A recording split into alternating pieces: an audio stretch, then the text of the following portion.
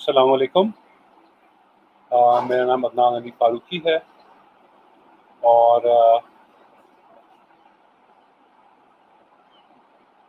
آج میں آپ کو ایک لیکچر دوں گا میم مدھومالا کے بہاف پہ.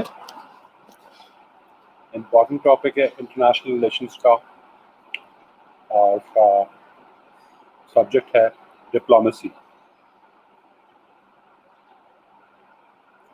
ڈپلومیسی کا لفظ بہت کامن ہے.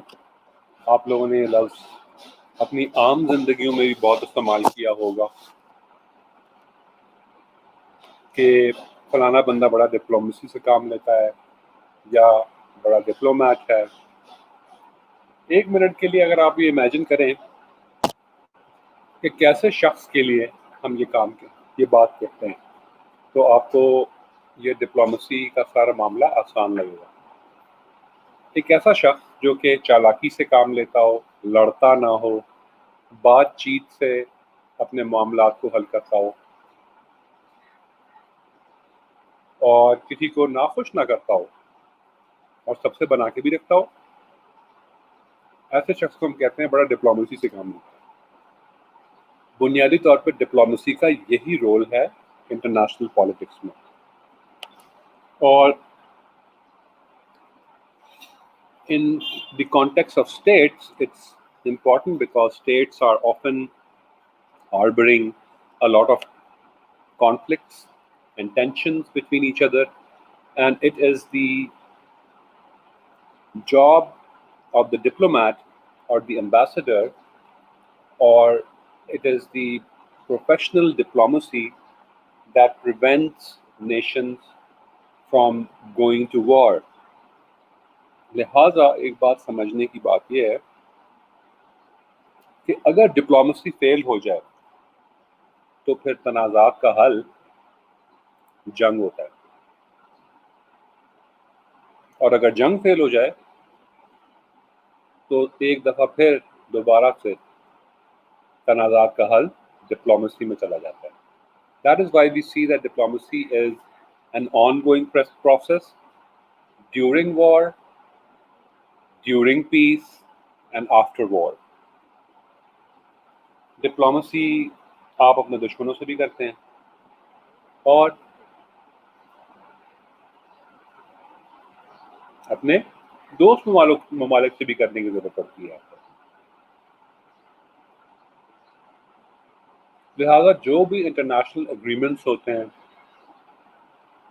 انٹرنیشنل انڈرسٹینڈنگز ہوتی ہیں، ان سب میں ڈپلومیسی کا ایک بہت اہم کردار ہے.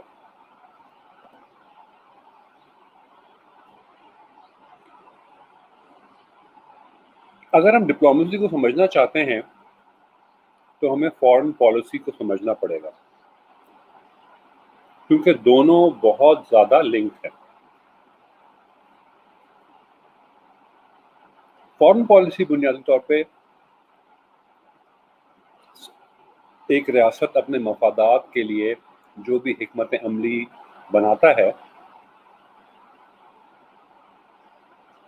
وہ یہ ہوتی ہیں کہ بنیادی طور پہ نیشنل سیکیورٹی کو دیکھا جائے، نیشنل انٹرسٹ کو پرزرو کیا جائے، اور دیگر جو گولز ہیں جو کہ بین الاقوامی نظام یا انٹرنیشنل کمیونٹی سے آپ کو پڑھ سکتے ہیں وہ آپ پورا کریں. آپ کے بہت سارے گولز ہوتے ہیں جو کہ انٹرنیشنل کمیونٹی اور دیگر ممالک سے منسلک ہوتے ہیں. فار ایگزامپل سی پیک کا گول جو ہے وہ پاکستان اور چائنا کے مابین ہے. گلوبل وار آن ٹیررزم کے لیے پاکستان کو امریکہ کو پاکستان کی ضرورت پڑ گئی. اس سے پہلے پاکستان کے اوپر سینکشنز لگائے ہوئے تھے. تو بنیادی طور پہ فارن پالیسی جو کہ چینج ہوتی رہتی ہے آپ کی، لہذا اس کو بہت سیریسلی نیشنل انٹرسٹ کے ساتھ لنک کرنا پڑتا ہے، ورنہ آپ غلطی کر دیں گے. So basically, the link between foreign policy and diplomacy is that diplomacy is the action and the activity or the manifestation through which foreign policy is exercised. Foreign policy तो एक पॉलिसी होती है, लेकिन वो पॉलिसी फुलफिल कैसे होती है? Diplomacy के जरिए.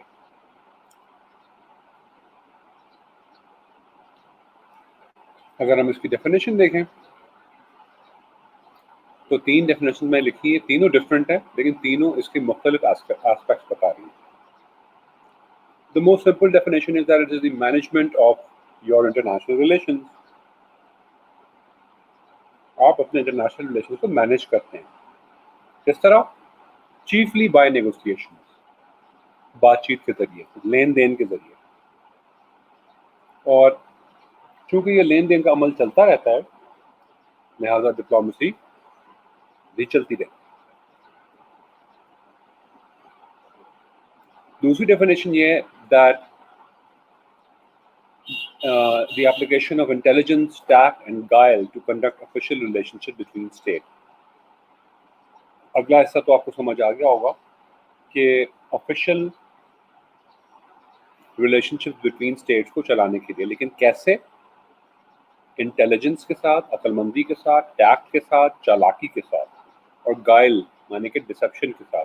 लिहाजा अक्लमंदी, चालाकी और कभी कभार धोखा भी. अगर आपको अक्लमंदी और चालाकी का मतलब फर्क नहीं लग रहा तो इसमें बहुत फर्क है. अक्लमंदी बेसिकली अपने इल्म को और एक्सपीरियंसेस को इस्तेमाल करते हुए आप कोई काम करते हैं तो वो अक्लमंदी होती है. चालाकी वो होती है कि आप ने बुनियादी तौर पे आपके पास अपना इतना इल्म नहीं है, लेकिन आपके पास एक्सपीरियंस बहुत है, जिसकी वजह से आप बआसानी लोगों से काम निकलवा सकते हैं.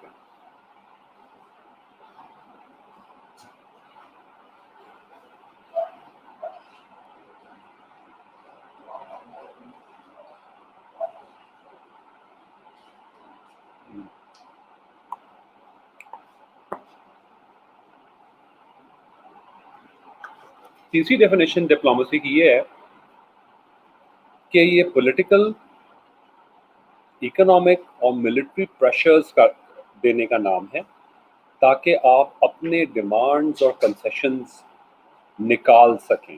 Diplomacy is the accumulative political and economic and military pressure to extract demands and concessions during negotiations. सियासी, माशी और फौजी दबाव के जरिए मज़ाकरात के दरमियान आप जो चाह रहे हैं आप हासिल करें, इसी को डिप्लोमेसी कहते हैं. Diplomacy is a complex word, जैसे कि आपको इन 3 बिल्कुल ही डिफरेंट किस्म की डेफिनेशन से पता चला होगा. और क्योंकि ये एक कम्प्लेक्स वर्ड है, लिहाजा इसके बहुत सारे और माने भी होते हैं. It is also used as a synonym of foreign policy. It is also used to understand political negotiations.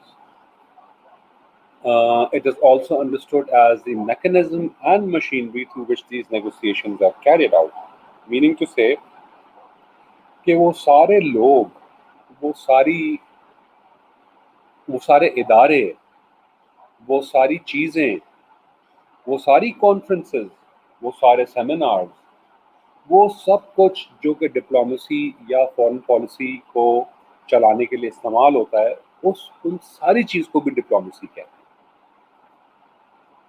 ये चूँकि it's also considered as a branch of foreign service. Foreign service के बारे में अमूमन ये समझा जाता है कि फॉरेन सर्विस का मतलब ही ये है कि एम्बेसडर बनना. तो नहीं, ऐसा नहीं है.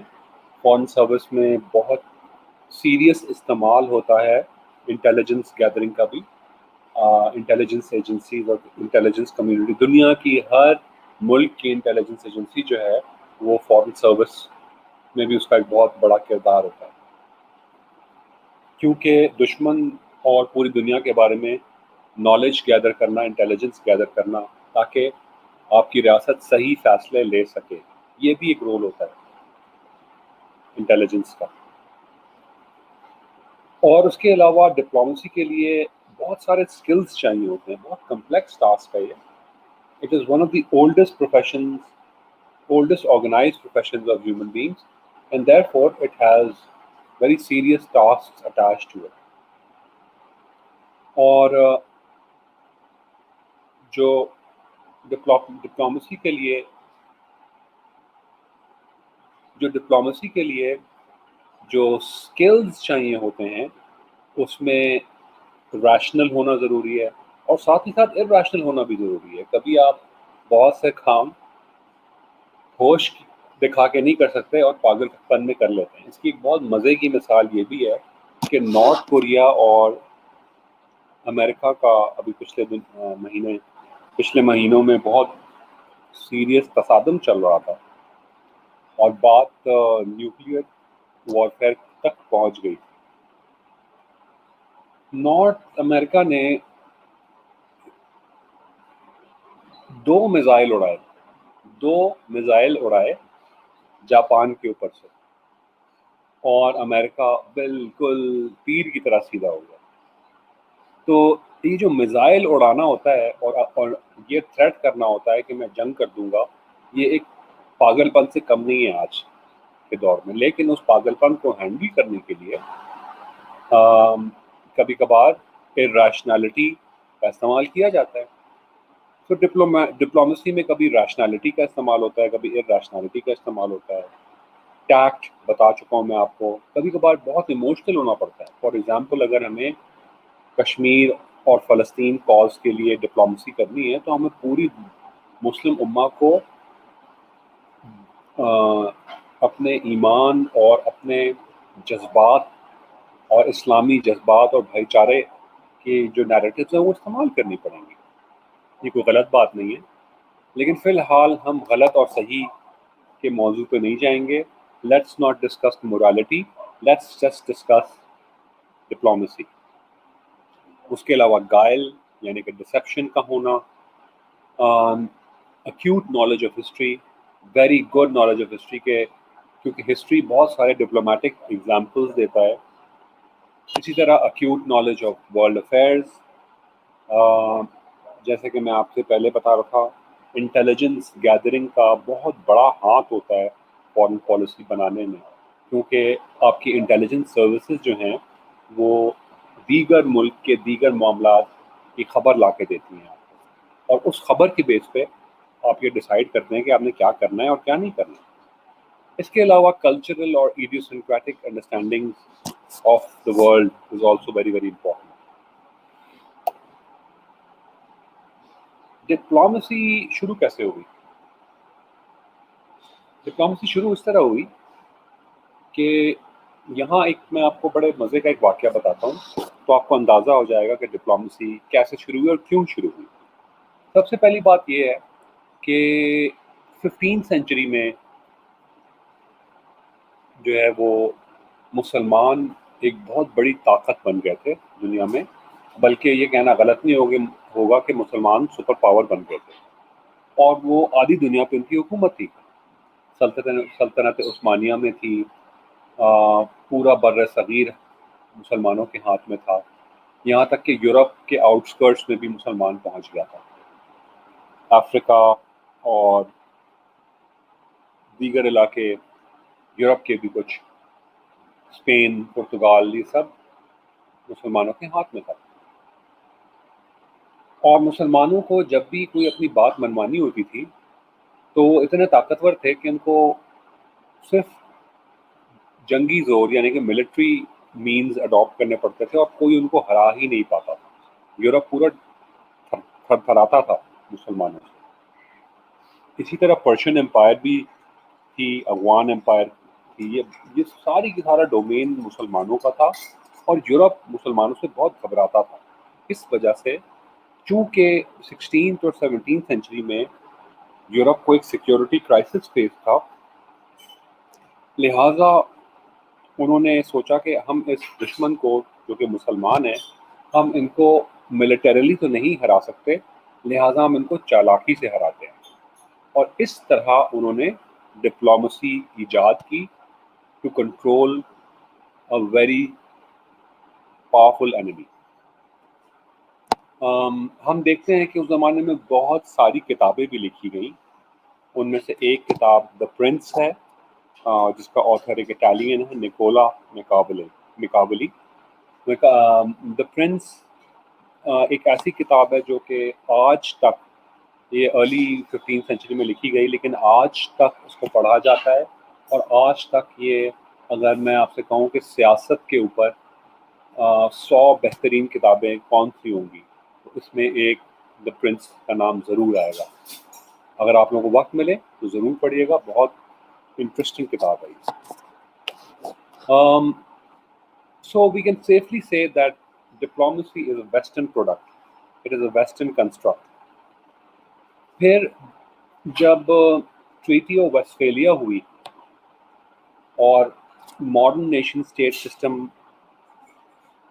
کو عملی جامہ پہنانا شروع کیا، اس خیال کو کہ ریاستیں ہونی چاہیے، تو ریاستوں کے درمیان جو بھی ریلیشنز تھی ان کو بہت سیریسلی لینے جانے لگا، اور ایک نیا پروفیشن سامنے آیا جس کو آج ہم ڈپلومیٹس کہتے ہیں۔ ڈپلومیٹس میں امبیسڈرز بھی ہوتے ہیں، انوائز بھی ہوتے ہیں، کمرشل اٹیچیز بھی ہوتے ہیں، ملٹری اٹیچیز بھی ہوتے ہیں، تو لہٰذا اس قسم کی جو ہے نا ایک پروفیشن پراپر اور ان کی ٹریننگ پراپر شروع ہوئی۔ پرانے زمانے میں ڈپلومیسی جو ہے وہ صرف کنگز کرتے تھے اور رائل فیملی کرتی تھی، کیونکہ یہ کنسیڈر کیا جاتا تھا کہ ایک کنگڈم کے یا امپائر کے جو سیکرٹس ہیں، اسٹیٹس سیکرٹس جس کو آج کہتے ہیں، وہ اتنے اہم ہے کہ عام انسان کو پتہ ہی نہیں چلنی چاہیے۔ لیکن بہرحال جیسے جیسے ماڈرنٹی ہوتی گئی، ویسے ویسے بیوروکریسی بھی سامنے آئی، اور بیوروکریسی میں بھی ڈپلومیسی کا ایک پراپر پروفیشن اور ٹریننگ سامنے آیا۔ اس وقت ہاں یہ بھی بتانا ضروری ہے کہ ڈپلومیسی اتنی نئی ایجاد تھی، ایک نئی طریقے کا پروفیشن تھا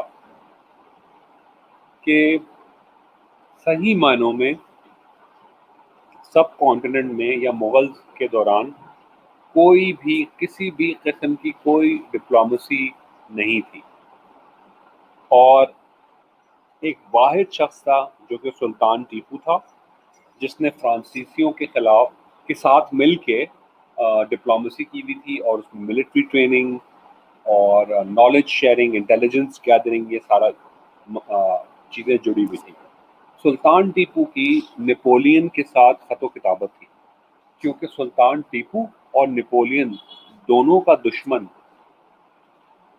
انگریز تھا، اور سلطان ٹیپو نے نپولین کے ساتھ مل کے ایک ایگریمنٹ سائن کی تھی کہ آپ میری مدد کریں انگریزوں کو ہرانے کی، اور اس کے عوض میں آپ کو ہندوستان میں آ کے تجارت کرنے کا موقع دوں گا۔ لیکن ایسا نہیں ہو سکا کیونکہ نپولین خود ہار گیا، اور جب نپولین ہار گیا تو پھر سلطان ٹیپو کو اکیلا مقابلہ کرنا پڑا انگریزوں کے ساتھ۔ اور سلطان ٹیپو بھی ملٹریلی نہیں ہارا، 3 جنگیں ہوئیں انگریزوں کے ساتھ، اور 2 جنگوں میں بہت بدترین شکست کا سامنا ہوا انگریزوں کو، لیکن تیسری جنگ میں سلطان ٹیپو کے ساتھ ایسے جو ہے وہ ڈپلومیٹک معاملات اٹیچ کر دیے انگریز نے، چاہے آپ اس کو چالاکی کہیں یا کچھ بھی، بہرحال انگریز نے سلطان ٹیپو کو ڈپلومیٹکلی ہرا دیا۔ لہٰذا ہم یہ دیکھتے ہیں کہ ڈپلومیسی ایک ملک کے لیے کتنی امپورٹنٹ چیز ہے۔ اس کی ایک اور ایگزامپل کارگل وار ہے۔ 1999 میں پاکستان نے انڈیا کو بہت مشکل मिलिट्री प्रिडिकमेंट में डाल दिया था, बहुत मुश्किल में डाल दिया था और इंडिया बहुत परेशान हो गया था।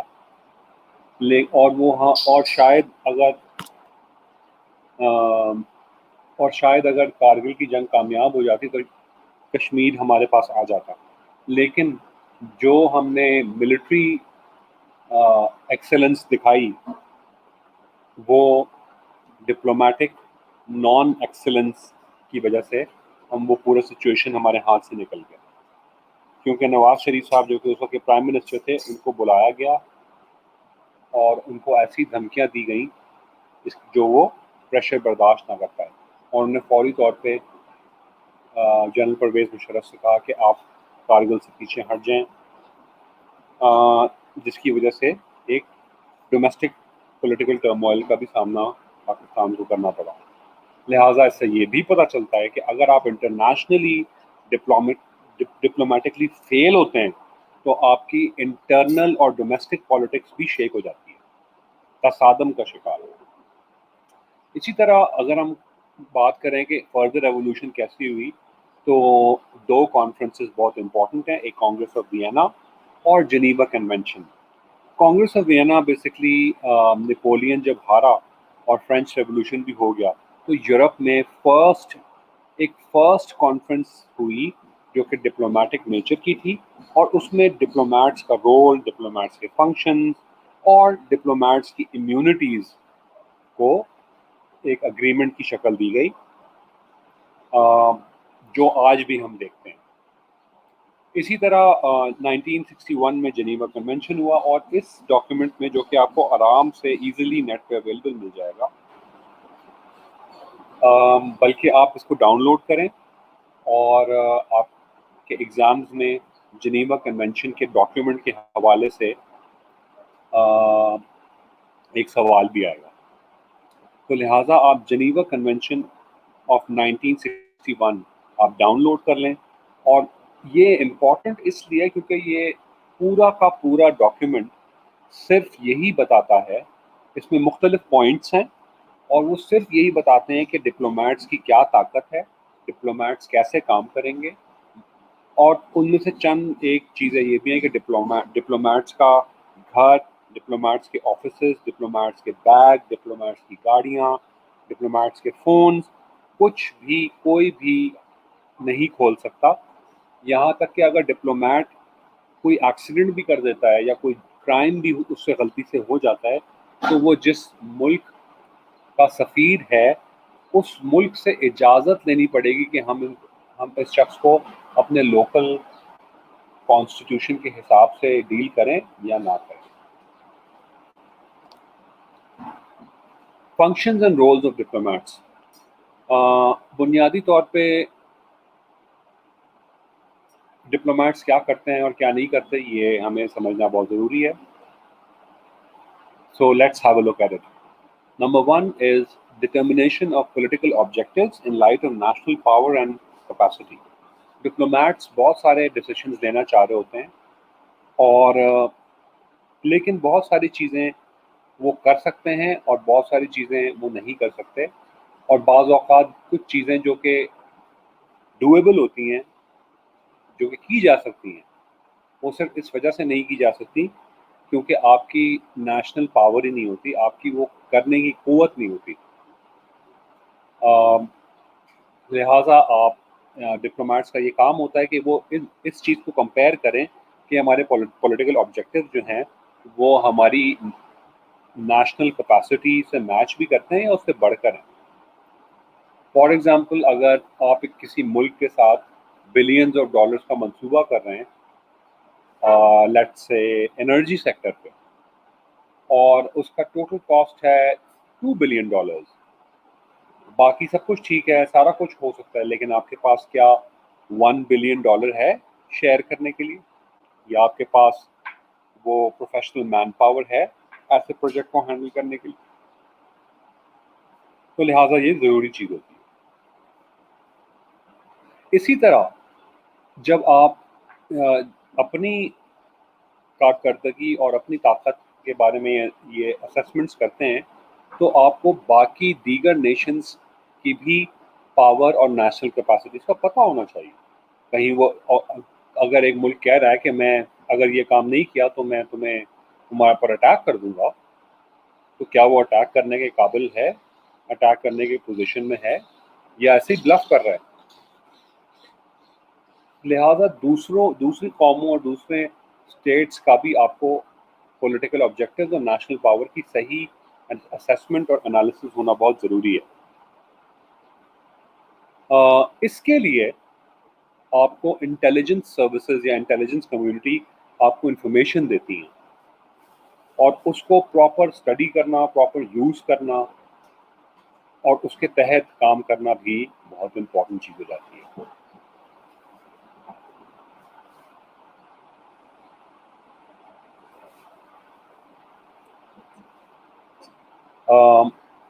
اس کے علاوہ اگر ہمارے پاس طاقت ہے کوئی کام کرنے کی، تو اس کا ان چیزوں کا، ان ایلیمنٹس آف نیشنل پاور کا استعمال کیسے کیا جائے گا؟ آپ اپنے علم کا استعمال، اپنی ایکسپرٹیز کا استعمال، اپنے لینڈ کا، اپنے ریسورسز کا، اپنے ریورز کا استعمال کیسے کریں گے؟ صحیح طریقے، صحیح چیز کا صحیح استعمال فار پولیٹیکل آبجیکٹیوز، یہ بھی ڈپلومیٹس کا کام ہوتا ہے۔ ڈپلومیٹس کو انٹرنیشنل لا بہت اچھی طریقے سے سمجھ آنا چاہیے، اور ان کی پاسداری کرنا چونکہ ضروری ہوتا ہے، اور ان کو گھمانا پھرانا یا ان کا توڑ مڑوڑ بھی کیا جاتا ہے۔ لہٰذا ڈپلومیٹس جو ہیں وہ انٹرنیشنل لا کے اوپر بھی خاصی ایکسپرٹیز رکھتے ہیں۔ اپنے ملک کو ریپرزینٹ کرنا، ان کے بہاف پہ نیگوشیٹ کرنا، ان نیگوسیشنز اور میٹنگز اور کانفرنسز کے بارے میں پراپر رپورٹنگ کرنا اپنی ریاست کو، اور اس کے علاوہ اپنے نیشنل انٹرسٹ کو بین الاقوامی لیول پہ پروٹیکٹ کرنا اور ان کو پروموٹ کرنا، یہ بھی بہت ضروری ہوتا ہے۔ ڈپلومیٹس چونکہ واریئرز نہیں ہوتے، سولجرز نہیں ہوتے، لہٰذا ان کا کام ایک بہت امپورٹنٹ ہوتا ہے، اور وہ ہے پیس اور کوآپریشن کو اجاگر کرنا۔ اور اس کے لیے وہ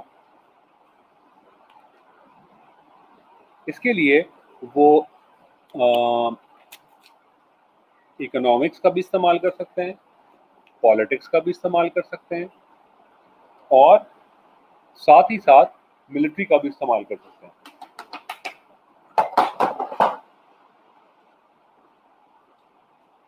ساتھ ہی ساتھ جو آخری چیز آپ دیکھ رہے ہیں وہ سبورزو ٹیکنیکس ہیں۔ یہ بڑی خطرناک لفظ ہے، سبورزو۔ سبورزو کا مطلب یہ ہوتا ہے کہ آپ کسی ملک کے باشندے نہیں ہیں، لیکن آپ اس ملک کے اندر اس ملک کی جڑیں کاٹنے کے لیے کوئی کام کر رہے ہیں۔ یہ سبورزو ایکٹیویٹیز ہوتی ہیں، بہت خطرناک کام ہے، اور یہ رول انٹیلیجنس کمیونٹی کا ہوتا ہے، انٹیلیجنس کے لوگوں کا ہوتا ہے، لیکن ڈپلومیٹس بھی یہ کام کر رہے ہوتے ہیں۔ فار ایگزامپل، انٹرنیشنلی لابینگ کرنا۔ بعض اوقات انڈیا پاکستان کے خلاف بہت انٹرنیشنل لابینگ کرتا ہے۔ پاکستان ایک ٹیررسٹ ملک ہے، پاکستان ایک ایکسٹریمسٹ ملک ہے، پاکستان ایک ریڈیکل ملک ہے۔ اس قسم کی جب وہ حرکتیں کرتا ہے تو آپ دیکھتے ہیں کہ پاکستان کے اوپر ایف اے ٹی ایف جیسے پریشرز آ جاتے ہیں۔ آپ دیکھ رہے ہوں گے کہ جب سے عمران خان صاحب آئے ہیں، ان کے اوپر ایف اے ٹی ایف، جو کہ ایک بین الاقوامی ادارہ ہے جو کہ یہ دیکھتا ہے کہ آپ کے ملک سے پیسہ جو ٹرانسفر ہو رہا ہے وہ کسی ٹیررسٹ ایکٹیویٹی کے لیے تو نہیں یوز ہو رہا۔ اس کے پیچھے انڈیا کا بہت بڑا ہاتھ تھا، اور انڈین ڈپلومیٹس کا بہت بڑا ہاتھ تھا۔ تو بیسکلی سبورزو ٹیکنیکس بھی ڈپلومیٹس استعمال کرتے ہیں۔ اب آپ کو سمجھ آ رہا ہوگا کہ ٹیکٹ اور گائل اور ڈسپشن کا کتنا بڑا رول ہے، اور ساتھ ہی ساتھ انٹیلیجنس اور پراپر انفارمیشن کا ہونا کتنا بڑا اس کا رول ہے۔ ڈپلومیسی چونکہ ایک بہت مشکل کام ہوتا ہے، لہٰذا اس کی بہت ساری اقسام ہیں اور بہت سارے سٹائلز ہیں۔ وہ سٹائلز جو ہیں آپ ابھی اس وقت اسکرین پہ دیکھ رہے ہیں، اور ہم ان کو ڈسکس کریں گے۔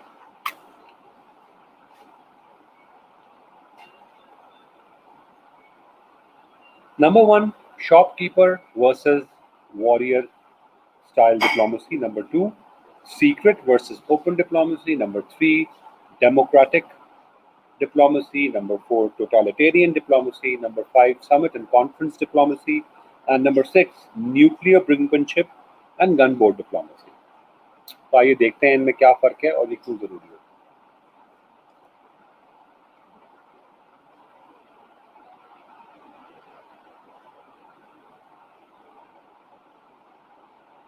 سب سے پہلے shopkeeper versus warrior. Warrior style diplomacy جیسے کہ نام سجیسٹ کر رہا ہے بڑی اگریسو ہوتی ہے, سٹبرن ہوتی ہے, ریجڈ ہوتی ہے, اپنے موقف پر ٹکے رہتے ہیں لوگ. اگر ہم بات کریں تو ذوالفقار علی بھٹو صاحب نے ہمیشہ واریر سٹائل آف ڈپلومسی رکھا. یو این کے فلور میں, جنرل اسمبلی میں ہمیشہ بھٹو صاحب بہت انرجیٹک اور فائری نظر آئے اور اپنے ملک کا موقف پیش کرتے ہوئے بہت زیادہ اگریسو نظر آئے. اسی طرح یہ اکثر دیکھا جاتا ہے کہ جن ملکوں کے پاس طاقت ہوتی ہے وہ بھی واریر سٹائل ڈپلومسی اڈاپٹ کرتے ہیں, اور جن ملکوں کے اندر بہت ساری جنگیں چلی ہوتی ہیں وہاں بھی ہم دیکھا جاتا ہے کہ وہ عموماً واریر سٹائل آف ڈپلومسی استعمال کرتے ہیں. اس میں زیادہ تر دھمکیاں دی جاتی ہیں, اس میں زیادہ تر کانسیکوینسز کا ذکر کیا جاتا ہے کہ اگر یہ نہ ہوا تو نتائج کے تم ذمہ دار ہوگے. اس ٹائپ کی ڈپلومسی کو واریر سٹائل کہتے ہیں. شاپ کیپر سٹائل ڈپلومسی آپ نے دیکھا ہے جیسے کہ دکاندار کرتے ہیں, بڑے پیار سے بات کرتے ہیں, چائے بھی پلاتے ہیں, اپنا مال بیچنے کی کوشش کرتے ہیں, اپنی قیمت منہ مانگی وصول کرنے کی کوشش کرتے ہیں. اور بنیادی طور پہ شاپ کی دکانداری اور دکاندار اور گاہک کے درمیان نیگوسیشن چل رہی ہوتی ہے. بالکل اسی قسم کی نیگوسیشن بین الاقوامی سیاست میں بھی چل رہی ہوتی ہے. شاپ کیپر سٹائل جو ہے وہ واریر سٹائل کا بالکل اپوزٹ ہوتا ہے. بہت اوپن مائنڈیڈ اور فلیکسیبل اور پیار اور پولائٹلی بات کرتے ہیں. اس کا مطلب یہ قطعاً نہیں ہوتا کہ جھکاؤ ہوتا ہے, یہ صرف دکھاوا ہوتا ہے تاکہ آپ اپنی نیشنل انٹرسٹ کی چیزوں کو پوری کر سکیں. عموماً یہ سمجھا جاتا ہے کہ اس قسم کی ڈپلومسی جو ہے جو کہ ڈائلاگ اور نیگوسیشن کا زیادہ استعمال کرتی ہے یہ زیادہ سکسیسفل ہوتی ہے. لیکن ایسا نہیں کہا جا سکتا کہ اس میں سے کون سی زیادہ اچھی ہے کون سی زیادہ بری ہے, بلکہ یہ سچویشن ڈکٹیٹ کرتی ہے کہ کون سی ٹائپ آف ڈپلومسی کس وقت استعمال ہوگی. اور کبھی کبھار ایسا بھی ہوتا ہے کہ ایک معاملے کے حل کے لیے ہم دونوں استعمال کرتے ہیں. اس کی ایک ایگزامپل جو کہ بہت امپورٹنٹ ہے ہم ڈسکس کر لیتے ہیں. 1980s میں انڈیا نے پاکستان کی سرحدوں میں بہت ساری فوجیں اکٹھی کرنا شروع کر دی. انڈیا کا پرائم منسٹر اس وقت راجیو گاندھی تھا اور پاکستان میں جنرل ضیاء الحق پریزیڈنٹ بن چکے تھے. ہم اس وقت ملیٹریلی انڈیا کا مقابلہ نہیں کر سکتے تھے اور ہم آلریڈی ایک خفیہ جنگ یو ایس ایس آر کے ساتھ لڑ رہے تھے جو ہمارے لیے بہت امپورٹنٹ تھی. لہٰذا ہم دو فرنٹس پہ نہیں لڑ سکتے تھے. لہٰذا ضیاء الحق نے راجیو گاندھی کو فونز کیے بہت سارے, اور راجیو گاندھی نے ضیاء الحق کا فون اٹھانا سے بھی انکار کر دیا, فون پہ بات کرنے سے بھی انکار کر دیا. یہ یاد رکھیے کہ جب کوئی ملک اپنی فوجوں کو موبلائز کر کے کسی اور ملک کی طرف لے جا رہا ہوتا ہے تو یہ کوئی معمولی بات نہیں ہوتی, کیونکہ صرف نقل و حرکت میں کروڑوں روپے خرچ ہو جاتے ہیں, صرف نقل و حرکت میں. اسی لیے اگر کوئی ملک یہ کروڑوں روپے خرچ کر رہا ہے تو اس کا مطلب یہی ہوتا ہے کہ اس کے ارادے جو ہیں وہ جنگی ہیں. لہٰذا اس بات پہ جب ضیاء الحق کو یقین ہو گیا کہ انڈیا پاکستان کے اوپر حملہ کر دے گا، جو کہ ہونے بھی والا تھا، اس کی وجہ یہ تھی کہ اس وقت تک انڈیا جو ہے وہ ایک نیوکلیئر پاور بن چکا تھا اور اس نے سکسیسفل نیوکلیئر بلاسٹ کر دیا تھا، اور اس کی وجہ سے پاکستان کے اوپر وہ مسلسل دھونس جماتا تھا اور ڈراتا تھا پاکستان کو۔ ہم نے اپنا نیوکلیئر پروگرام اسی رسپانس میں شروع کیا تھا، اسی وجہ سے شروع کیا تھا، کیونکہ انڈیا آلریڈی بن چکا تھا نیوکلیئر پاور۔ لیکن اس وقت تک جب یہ واقعہ ہو رہا تھا، پاکستان کے پاس نیوکلیئر ٹیکنالوجی آئی نہیں تھی، تو لہٰذا ضیاء الحق نے کیا یہ کہ اس نے اپنا جہاز تیار کروایا، پریزیڈینشل ایروپلین، اور وہ اس میں بیٹھ کے انڈیا کی طرف چلا گیا۔ اور جب انڈیا کی ایئر فورس کو پتہ چلا کہ پاکستان کا جہاز آ رہا ہے، تو اس کے پاس کوئی آپشن نہیں تھا کہ وہ اترنے دیتا۔ دو ہی آپشن تھے، یا تو جہاز مار گراتے یا تو اس کو اترنے دیتے۔ اگر مار گراتے تو پوری انٹرنیشنل کمیونٹی کو پتہ چل جاتا کہ پاکستان کے پریزیڈنٹ کا جہاز جا رہا تھا اور اس کو مار گرایا انڈیا نے، تو یہ بدنامی ہوتی اور یہ ماڈرن ڈے ڈپلومیسی کے خلاف ہوتا۔ لہٰذا راجیو گاندھی کی حکومت کے پاس اور کوئی حل نہیں تھا بجائے اس کے کہ وہ آ جاتا۔ جیسے ہی ضیاء الحق نے لینڈ کیا، اس دن انڈیا میں ایک کرکٹ میچ ہو رہا تھا، اور راجیو گاندھی اس کرکٹ میچ میں موجود تھا، اور وہ اس کرکٹ میچ کو دیکھ رہا تھا گراؤنڈ میں بیٹھ کے۔ اور ضیاء الحق جیسے ہی اترا، پاکستان کی ایمبیسی کی گاڑی میں بیٹھا اور وہ بھی ان کے اسٹیڈیم کی طرف کوچ کر گیا۔ جب وہ وہاں پہنچا، اور ظاہر سی بات ہے ہیڈ آف اسٹیٹ تھا، اس کو پروٹوکول تو مل رہا تھا، وہ سیدھا گیا اور راجیو گاندھی کو اس نے گلے ملایا پوری دنیا کی میڈیا کے سامنے۔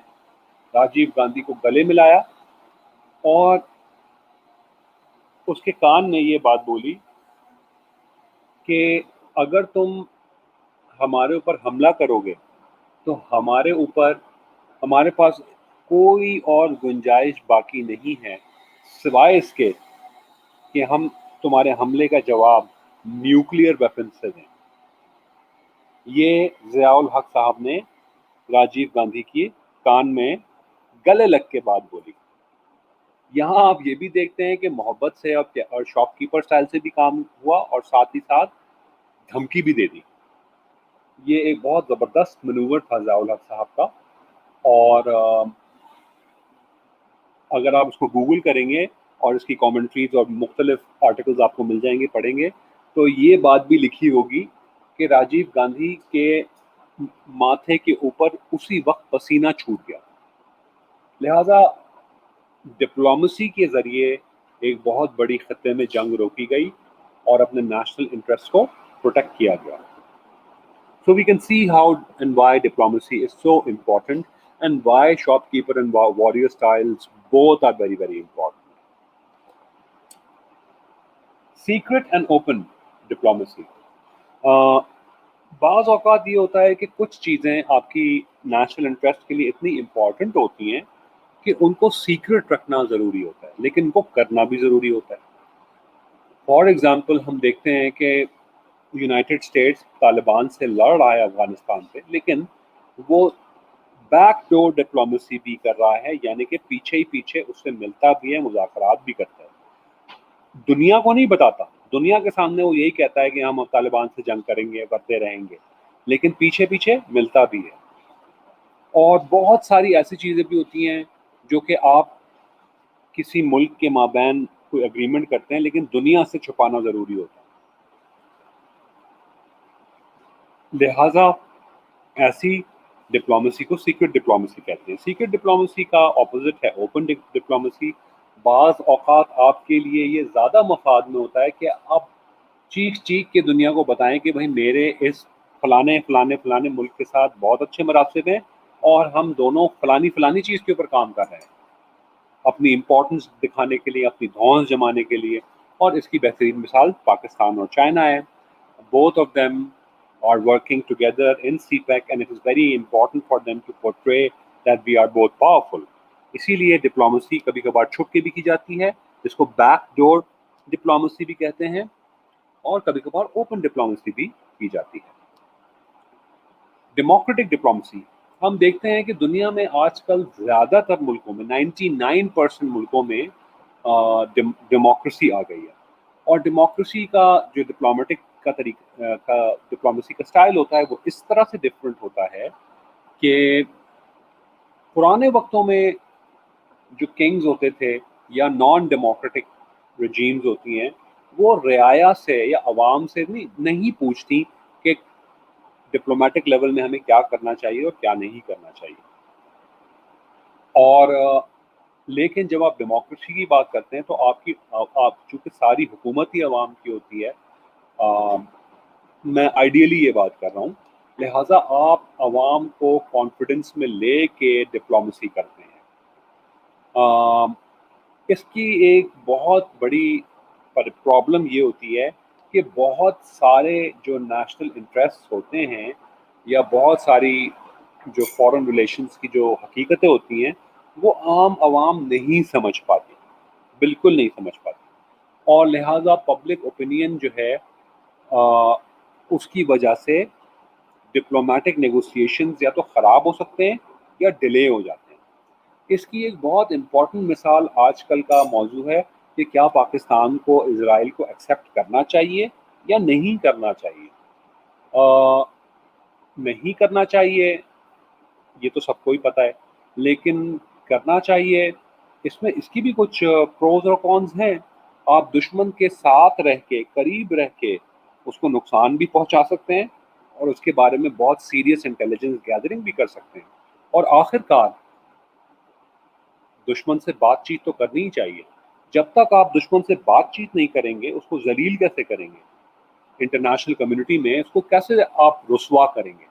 تو آج کل کی چونکہ دنیا بہت گلوبلائزڈ ہو گئی ہے اور کمیونیکیشنز کا بہت سیریس معاملہ ہو گیا ہے، لہٰذا کبھی کبھار دشمن کو ایکسیپٹ کرنا اور دشمن کے قریب رہنا زیادہ امپورٹنٹ ہوتا ہے. اس کا مطلب قطعاً یہ نہیں ہوتا کہ آپ دشمن سے دوستی کر لیں. ڈپلومسی کا مطلب دوستی نہیں ہوتا. کیا آپ انڈیا کے ساتھ ڈپلومسی نہیں کرتے ہیں. انڈیا کو آپ نے ایکسیپٹ نہیں کیا ہوا، کرتے ہیں. اور شاید پاکستان کے لیے جو سب سے بدترین دو دشمن ہیں وہ انڈیا اور اسرائیل ہی ہیں. اس کے علاوہ اور بھی دیگر دشمن ہیں پاکستان کے، لیکن میں دو سب سے بڑے دشمنوں کی بات کر رہا ہوں. لیکن یہ بات بہت غور و فکر کرنے کی ہے کہ کیا اسرائیل کے ساتھ ہمیں ڈپلومیٹک لنکس رکھنے چاہیے یا نہیں رکھنے چاہیے.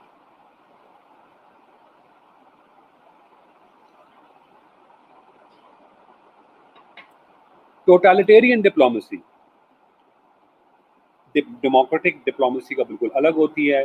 پبلک اوپینین کا کوئی رول نہیں ہوتا، نہ ہی وہ میٹر کرتی ہے.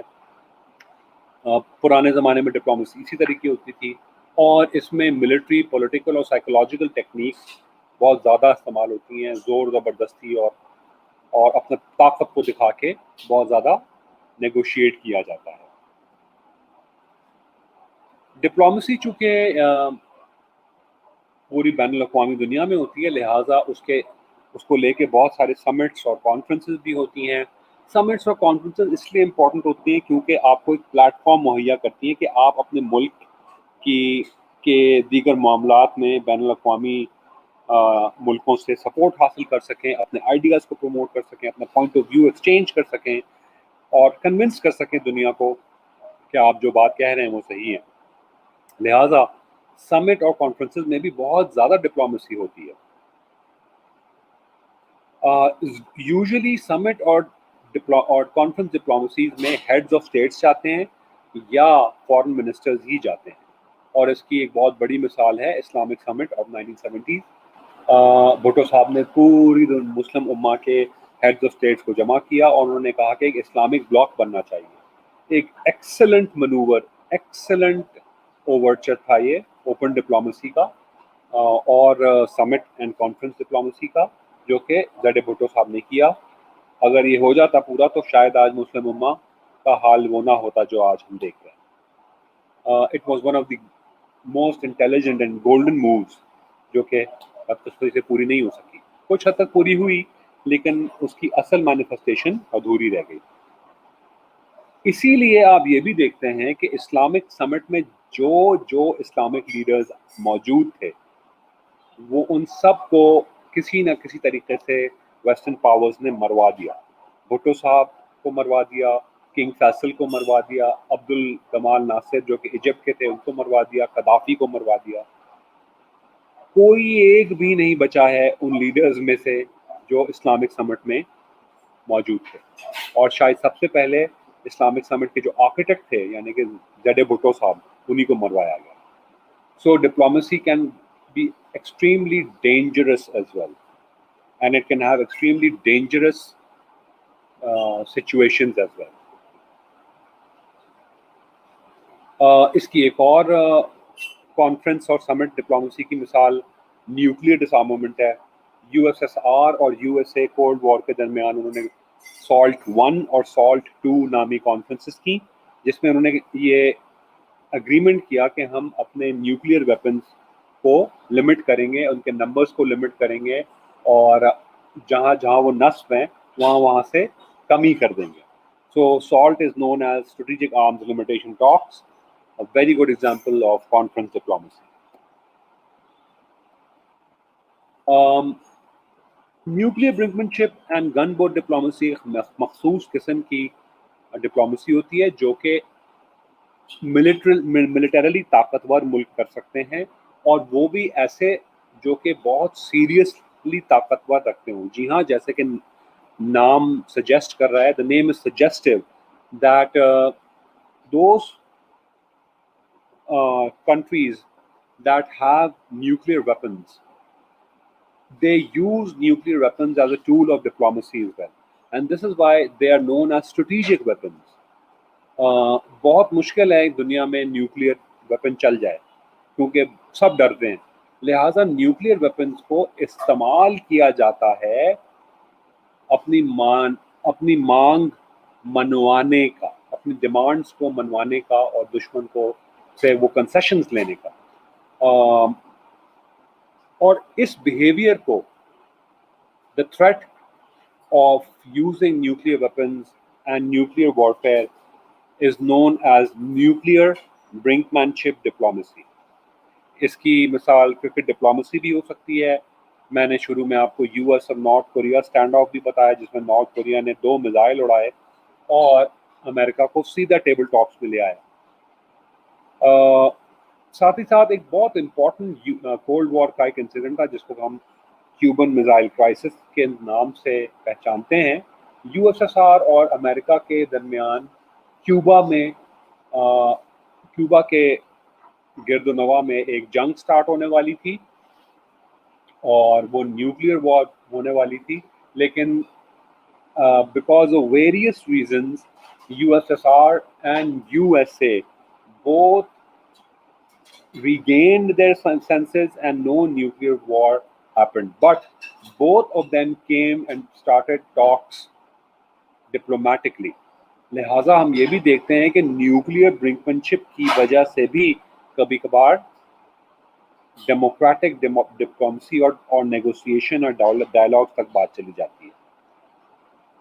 گن بوٹ ڈپلومسی بنیادی طور پہ صرف اور صرف دنیا کا ایک ہی ملک استعمال کر سکتا ہے اور اس وقت, اور وہ ہے امریکہ. گن بوٹ ڈپلومسی کا مطلب یہ ہے کہ آپ کے پاس ایک ایسی نیوی ہے جو کہ دنیا میں کہیں بھی جا کے جنگ اور میسر جنگ کر سکتی ہے. And only USA as of right now possesses such a navy. Such a navy that can effectively go and project national power in any corner of the earth is known as a blue water navy. اور یہ ایک بہت serious بات ہوتی ہے کہ اپنا جنگی بیڑا لے کے, جنگی بحری بیڑا لے کے آپ کہیں پہنچ جائیں اور اس سے کہیں کہ بھائی میں تمہارے گھر آ گیا ہوں تم سے لڑنے کے لیے, اور یا تو میری مانگیں پوری کرو یا تو جنگ کے لیے تیار ہو. So having this capacity is a great indicator of military strength, and you don't want to mess with any such country. تین ملک ہیں جو کہ گن بوٹ ڈپلومسی یا بلو واٹر نیویز بنا رہے ہیں، ایک چائنا، ایک رشیا اور ایک India. So we can well imagine کہ ان تین ملکوں کے آگے سپر پاور ایسپریشنز ہیں، وہ سپر پاور بننا چاہتے ہیں اور یہ طاقت گن بوٹ ڈپلومسی کی رکھنا چاہتے ہیں. آخر میں ہم یہ دیکھیں گے کہ ڈپلومسی کن کن طریقوں سے کی جاتی ہے. And there are 9 tracks of diplomacy. Track number 1 is government. اس میں ہم صرف یہ دیکھتے ہیں کہ گورنمنٹ ٹو گورنمنٹ انٹریکشن ہوتی ہے، ایک ملک کی سرکار دوسرے ملک کے سرکار کے ساتھ نیگوسیشنز کرتی ہے. ٹریک نمبر 2 میں پروفیشنل کانفلکٹ ریزولوشن آتا ہے. اگر آپ کسی تیسرے ملک یا کسی تیسرے انڈیویجول کو شریک کریں اور ان سے کہیں کہ بھائی ہمارے معاملات کو حل کریں، یہ ٹریک 2 میں آتی ہے. ٹریک 2 میں عموماً یہ ہوتا ہے کہ ہر ملک کے پاس کچھ ایسے لوگ ہوتے ہیں جو بہت فیمس، انٹرنیشنلی فیمس ہو جاتے ہیں، اور وہ انٹرنیشنلی فیمس لوگ جو ہیں اپنے ملکوں کے لیے ڈپلومیٹکلی بھی کام کرتے ہیں. نارتھ کوریا اور امریکہ کا جو معاملہ میں بتا رہا تھا یہ پاسبلی بھی اسی لیے ہوا کیونکہ ایک باسکٹ بال پلیئر تھا جس کا نام تھا ڈینس راڈمن، شکاگو بلز کا وہ پلیئر تھا، اور وہ نارتھ کورین پریزیڈنٹ کم یونگ ایل کا بہت فیوریٹ سپر اسٹار تھا. لہٰذا نارتھ کوریا وہ ایز اے اسٹیٹ گیسٹ کیا اور اس نے یہ بھی بات کی کہ تم کیوں لڑنا چاہتے ہو. تو نارتھ کوریا والوں نے کہا کہ بھائی ہم لڑنا نہیں چاہتے، ہم اکنامکس کرنا چاہتے ہیں اور ہم امریکہ سے بات چیت کرنا چاہتے ہیں. لہٰذا یہ جو ڈینس راڈمن تھا یہ بڑا انسٹرومنٹل ہوا. جس دن یہ سنگاپور میں نارتھ کورین پریزیڈنٹ اور امریکن پریزیڈنٹ ملے، اسی دن ڈینس راڈمن کا CNN اور BBC اور دیگر بڑے بڑے میڈیا ہاؤسز نے انٹرویو لیا، کیونکہ یہ وہ شخص تھا جس کی وجہ سے یہ پاسبل تھا. Track 3 business. دو مختلف ممالک کے بزنس مین بھی آپس میں بہت ساری ڈپلومسیز کرتے ہیں، اور چونکہ اکنامک گروتھ اور اکنامکس بہت امپورٹنٹ ہوتا ہے لہٰذا یہ بھی ضروری ہوتا ہے. ایک انٹرسٹنگ بات یہ ہے کہ نواز شریف صاحب کے زمانے میں آپ نے دیکھا کہ کلبھوشن یادو پکڑا گیا، لیکن اس کے بارے میں کوئی بات چیت نہیں کی ہوئی. نواز شریف صاحب کے اوپر اکثر یہ تنقید کی گئی کہ آپ نے کلبھوشن یادو کے اوپر کوئی بات ہی نہیں کی، نام نہیں لیتے اس کا. یہ اس وجہ سے بھی تھا کیونکہ نواز شریف صاحب خود لوہے کا کام کرتے ہیں، لوہے کی فیکٹریاں ہیں ان کی، اتفاق فاؤنڈریز کے نام سے، اور ان کی بہت اچھی دوستی ایک ہندوستانی یا انڈین اسٹیل ٹائکون سے ہے جس کا نام ہے سجن جندال. سجن جندال یہ بھی بیلیو کیا جاتا ہے کہ وہ نواز شریف کا انٹرنیشنل بزنس پارٹنر ہے آن ویریس پروجیکٹس. اور سجن جندال جو ہے وہ نریندر مودی کا بھی بہت اچھا دوست ہے. سو سجن Jindal played a very effective and instrumental role in establishing links between Narendra Modi and Nawaz Sharif. اور سجن جندال جس دن کلبھوشن یادو پکڑا گیا اس کے 2-3 دن میں وہ اسٹیٹ گیسٹ بن کے آیا اور نواز شریف کے ساتھ اس نے بہت ساری میٹنگز کی، اور یہ خیال کیا جاتا ہے کہ نواز شریف اس وجہ سے نواز شریف کی حکومت نے کلبھوشن یادو کے اوپر ہلکا ہاتھ رکھا. نمبر 4 پرائیویٹ سٹیزن شپ. کوئی بھی ملک اپنے لوگوں کو چاہے اسٹوڈنٹس کی رول میں یا ٹورسٹ کے رول میں کسی اور ملک میں بھیجتا ہے تو وہ امبیسڈرز بن جاتے ہیں اس کے، اور لہٰذا پرائیویٹ سٹیزن شپ بھی اپنے ملک کی بقا کے لیے بہت سارے کام کر سکتا ہے. Number 5 track research training and education. بہت دفعہ یہ بھی ہوتا ہے کہ آپ بہت سارے ملک مل کے ریسرچ کر رہے ہوتے ہیں کسی بھی ایک چیز کے اوپر. مثال کے طور پہ جب پاکستان میں ڈینگی آیا تو ہم پریشان ہو گئے کیونکہ یہ اس بیماری سے ہم نے کبھی پہلے جو ہے کبھی وی آر نیور انکاؤنٹرڈ اور faced it. But Sri Lanka نے ہمارے ساتھ مل کے ریسرچ کی اور اس کی وجہ سے کچھ ایسی ادویات بنائی ہم نے جس کی وجہ سے ہم ڈینگی کے اوپر قابو پا سکیں. اسی طرح یورپ میں بہت سارے سائنٹیفک ریسرچ ہوتی ہے اور جس میں بہت سارے ملک مل کے کام کرتے ہیں اور اس طرح ڈپلومیسی بھی امپروو ہوتی ہے. ٹریک 6 ایکٹیویزم، جو این جی اوز ہوتی ہیں اکثر وہ آواز اٹھاتی ہیں مختلف نا انصافیوں کی وجہ سے، لہٰذا اگر آپ این جی او کھول لیتے ہیں تب بھی آپ بہت بڑا کام کر سکتے ہیں. ہیومن رائٹس واچ ایسی ایک تنظیم ہے اور وہ بہت ایکٹیولی کشمیر میں بھی کام کر رہی ہے، فلسطین میں بھی کام کر رہی ہے، لہٰذا ان کو بہت سیریسلی استعمال کیا جا سکتا ہے.